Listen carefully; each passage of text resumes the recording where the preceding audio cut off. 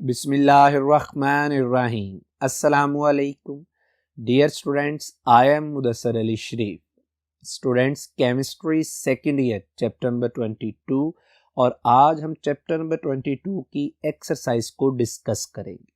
My dear students, इस exercise को discuss करते हुए आप अपने पास लेड पेंसिल और टेक्स्ट बुक ज़रूर रख लीजिए ताकि आपको जो इम्पोर्टेंट टर्म्स लगें, जो इम्पोर्टेंट पॉइंट्स लगें, जो एमसीक्यू की राइट ऑप्शन लगे, आप उसको साथ साथ टिक करते जाएं। और यकीनन एक्सरसाइज सॉल्व करते हुए आपके जहन में चैप्टर नंबर 22 की थ्योरी ज़रूर होनी चाहिए और यकीनन आपने उस थ्योरी को टेक्निकली कंसेप्चुअली पढ़ा होगा। आपको वो थ्योरी याद है तो एक्सरसाइज को सॉल्व करना बहुत ही आसान। बहरहाल आइए हम स्टार्ट करते हैं चैप्टर नंबर 22 की एक्सरसाइज। और एक्सरसाइज में सबसे पहला क्वेश्चन नंबर 1 है, select the right answer from the choices given with each question, यानी मल्टीपल चॉइस क्वेश्चन।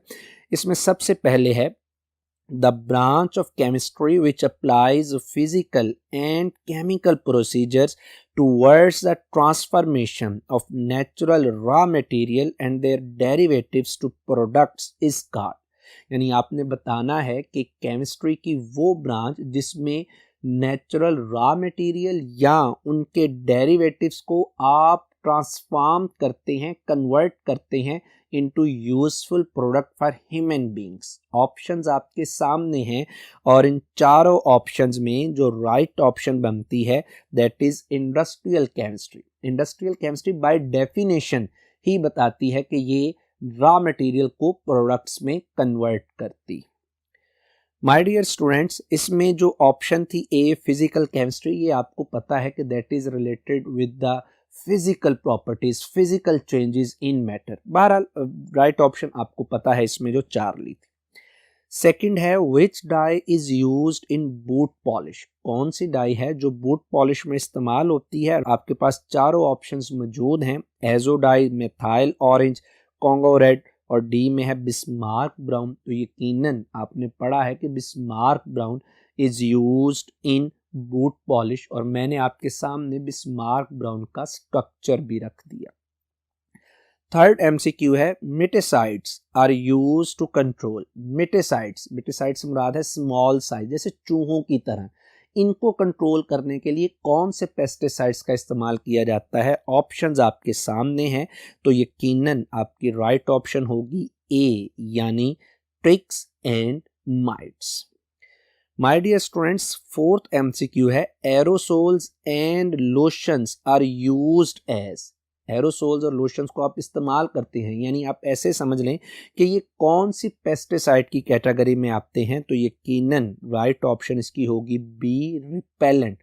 पढ़ा था आपने कि रिपेलेंट हम क्या करते हैं, जिस चीज़ को हमने पेस्टिसाइड से बचाना हो उस चीज़ के ऊपर अप्लाई कर देते हैं रिपेलेंट, तो जो अटैक करने वाले एनिमल्स हैं, इंसेक्ट्स हैं, वो उस सब्सटेंस पे, उस मटेरियल पे, उस बॉडी पे अटैक नहीं करते।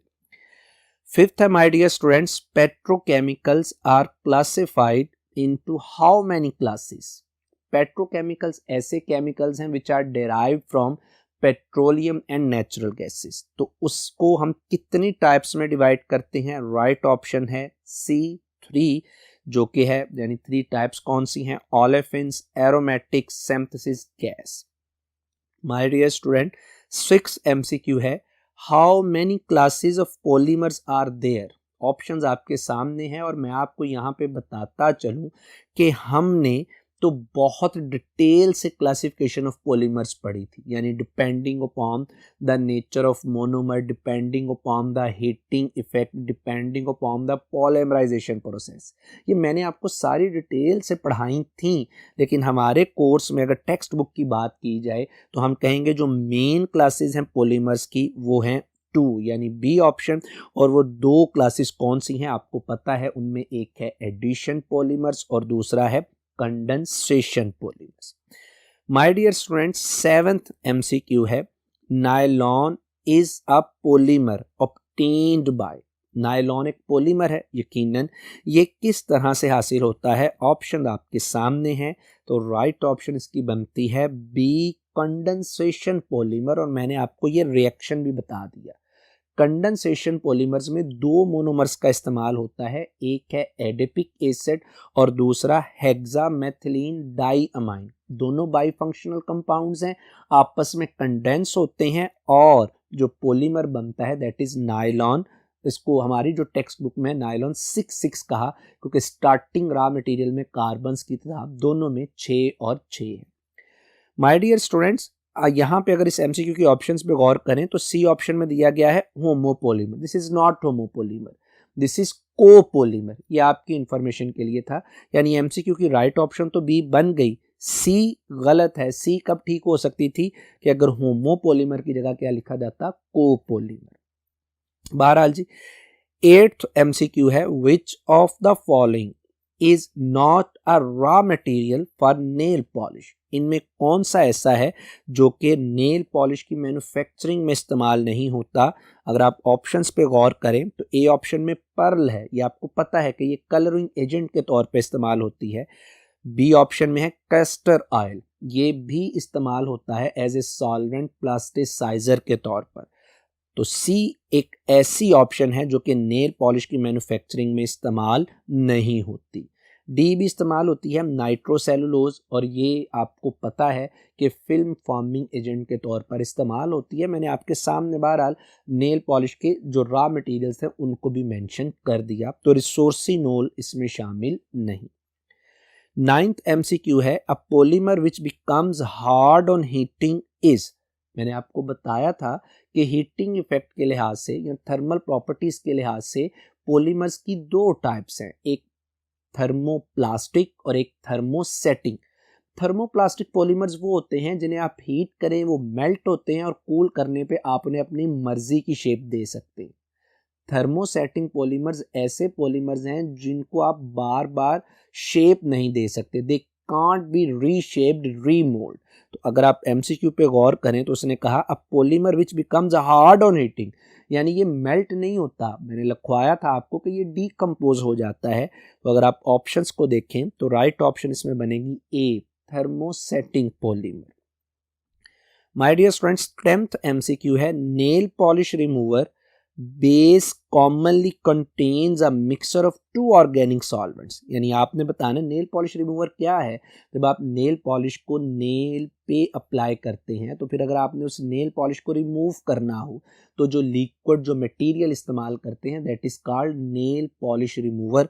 वो कहता है उसके बनाने में क्या चीज़ इस्तेमाल होती है, ऑर्गेनिक सॉल्वेंट्स इस्तेमाल होते हैं, और वो कौन से हैं। राइट ऑप्शन है D, acetone and ethyl acetate. ये बात आपने भी पढ़ी थी कि जो नेल पॉलिश है उसमें भी सॉल्वेंट्स ऑर्गेनिक हैं, नेल पॉलिश रिमूवर में भी सॉल्वेंट्स ऑर्गेनिक हैं। तो जो नेल पॉलिश रिमूवर में सॉल्वेंट्स ऑर्गेनिक हैं वो नेल पॉलिश में मौजूद सॉल्वेंट्स को अपने अंदर क्या कर लेते हैं, डिसॉल्व, जिसे आप फिर कॉटन से क्या कर लेते हैं, नेल से remove. My dear students, next जो एमसीक्यू है, which of the following adhesives. Adhesives आपको पता है जो दो मटेरियल्स को आपस में स्टिक कर देते हैं, are also known as bio adhesives. Options आपके सामने, bio adhesive something related with nature. तो यकीनन इसकी राइट ऑप्शन क्या होगी, सी, नेचुरल एडहेसिव्स। और ये आपको पता है कि बायो एडहेसिव्स होते क्या हैं, जो कि आप लिविंग ऑर्गेनिज्म से हासिल करते हैं।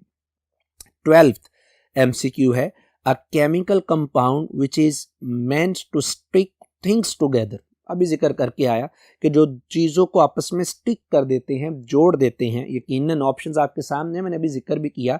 राइट ऑप्शन बनेगी डेल्टा एडहेसिव। और my dear student, last MCQ है, polymers which are prepared from more than one kind of monomer. ये भी अभी जिक्र करके आया, दैट इज कॉल्ड कोपोलीमर। यानी ऑप्शन क्या है, बी। होमोपोलीमर वो होता है जो एक तरह के मोनोमर से बने। बात क्लियर हो गई।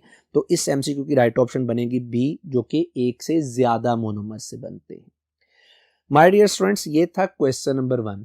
और आप यकीन मानिए कि मेरा बिल्कुल भी इरादा नहीं था आपकी एक्सरसाइज का ये लेक्चर देने का, क्योंकि ये जो आपके सामने मैंने एमसीक्यू डिस्कस किए हैं ना, ये आपको आने चाहिए और यकीनन आपको आते होंगे।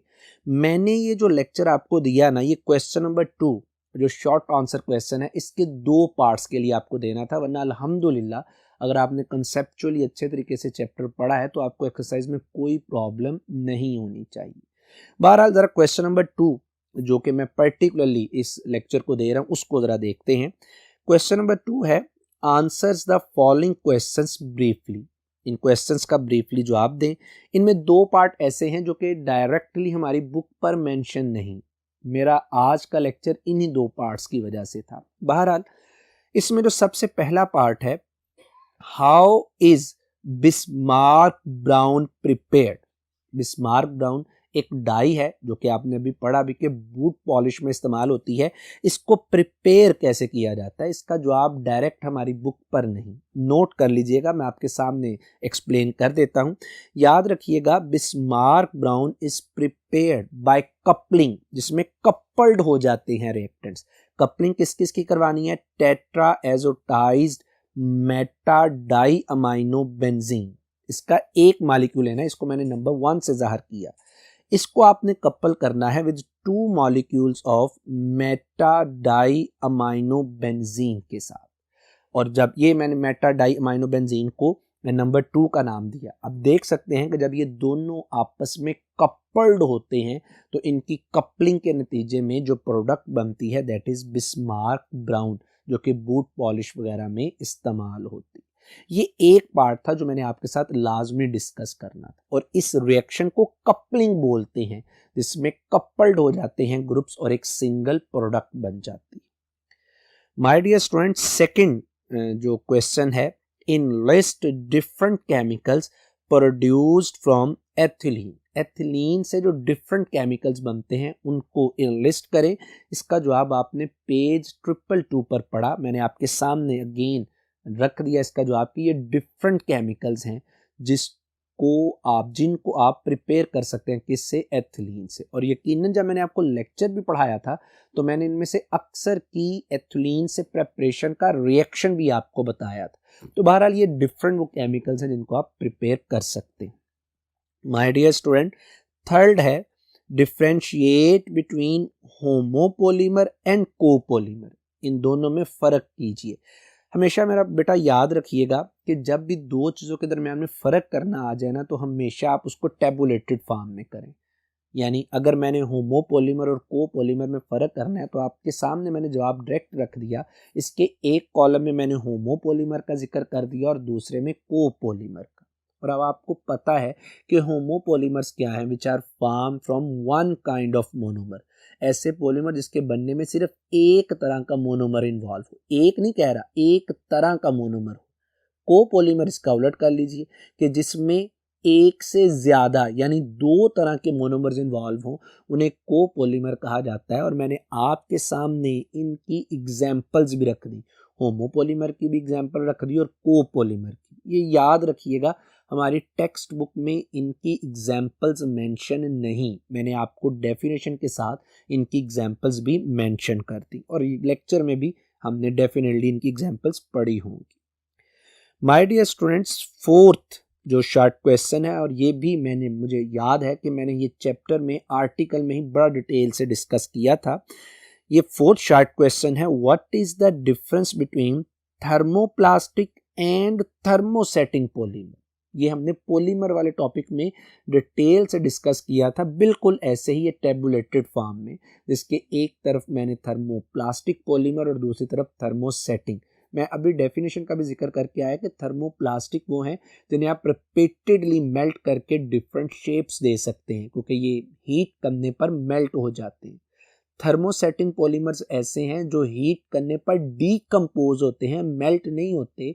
इसी वजह से हम इन्हें रीशेप रीमोल्ड नहीं कर सकते। ये तो डेफिनेशन से, इसी तरह मैंने और चंद एक आपके सामने फ़र्क रखे, ये आप ज़रूर याद रखिएगा, और ये बहुत इंपॉर्टेंट शॉर्ट क्वेश्चन भी है। जी माय डियर स्टूडेंट्स, अब मैं आपके सामने क्वेश्चन नंबर 2 का लास्ट पार्ट डिस्कस करने जा रहा हूं, जो कि बहुत इंपॉर्टेंट, बहुत कंसेप्चुअल। वो लास्ट पार्ट क्या है? वो लास्ट पार्ट है जी, how will you synthesize nylon 6,6 from one three butadiene. ये नायलॉन 6,6 की प्रेपरेशन आप लोगों ने चैप्टर में पढ़ी, लेकिन याद रहे कि नायलॉन 6 को आपने प्रिपेयर किया था from adipic acid and hexamethylene diamine, जब इनकी आपने कंडेंसेशन पॉलीमराइजेशन करवाई थी। लेकिन अगर आप स्टेटमेंट में गौर करें तो अब हमने नायलॉन 6 को बनाना है फ्रॉम 1,3-ब्यूटाडाइईन। ये जरा ध्यान से समझिए। अब देख सकते हैं कि मैंने आपके सामने स्ट्रक्चर रखा 1,3-ब्यूटाडाइईन, जिसमें double bond is present at carbon number 1 and carbon number 3। जब आप इस 1,3-ब्यूटाडाइईन का रिएक्शन करवाते हैं विद क्लोरीन, कोई भी हैलोजन ले सकते हैं, तो मैंने Cl2 को जरा एक्सपेंड करके लिख दिया, एक Cl पे पार्शियल पॉजिटिव और दूसरी पे पार्शियल नेगेटिव लिख दिया। अब आपके जहन में सबसे पहले क्वेश्चन ये आना चाहिए, सर ये Cl2 है, इसमें डिफरेंस ऑफ इलेक्ट्रोनेगेटिविटी 0 है, सर इस पे पार्शियल पॉजिटिव और नेगेटिव आपको लिखने नहीं चाहिए, आपने फिर भी लिखा। तो माय डियर स्टूडेंट्स, बात ज़रा ध्यान से सुन लें। अब बिल्कुल ठीक सोच रहे हैं, समझ रहे हैं कि वाकई Cl2 को नॉन पोलर होना चाहिए, इस पे पोल्स नहीं बनने चाहिए। लेकिन याद रखिएगा, alkenes are weakly polar in nature. Alkenes weakly polar हैं, they have polar character, they are dipoles. अब होता क्या है कि जब इस 1,3-ब्यूटाडाइईन के करीब कोई नॉन पोलर क्लोरीन का मॉलिक्यूल आता है, तो चूंकि अल्कीन 1,3-ब्यूटाडाइईन एक पोलर है, जैसे ही इसके करीब कोई नॉन पोलर क्लोरीन का मॉलिक्यूल आएगा तो जो पोलर ब्यूटाडाइईन है ये नॉन पोलर क्लोरीन में पोलैरिटी क्रिएट कर देगी। गोया बात ये करना चाह रहा हूं कि क्लोरीन की जो पोलैरिटी है ये परमानेंट नहीं है, दैट इज इंड्यूस्ड पोलैरिटी, और इसमें पोलैरिटी इंड्यूस्ड करने का जिम्मेदार कौन है? 1,3-ब्यूटाडाइईन। तो बहरहाल होता क्या है कि जैसे ही क्लोरीन इसके साथ रिएक्ट करने को आता है, जब ये रिएक्ट करेगा तो क्लोरीन में मौजूद जो पार्शियल पॉजिटिवली चार्ज क्लोरीन है, यानी Cl, वो Cl इसके ऊपर पार्शियल पॉजिटिव है, इसके ऊपर कार्बन नंबर 1, कार्बन नंबर 4 वाला भी जो है वो भी अटैक कर सकता है, लेकिन मैं कार्बन 1 की बात कर रहा हूँ। कार्बन नंबर 1 के साथ जो पाई बॉन्ड है, कार्बन 1 उस पाई बॉन्ड के जरिए से इस क्लोरीन पे क्या करता है? अटैक।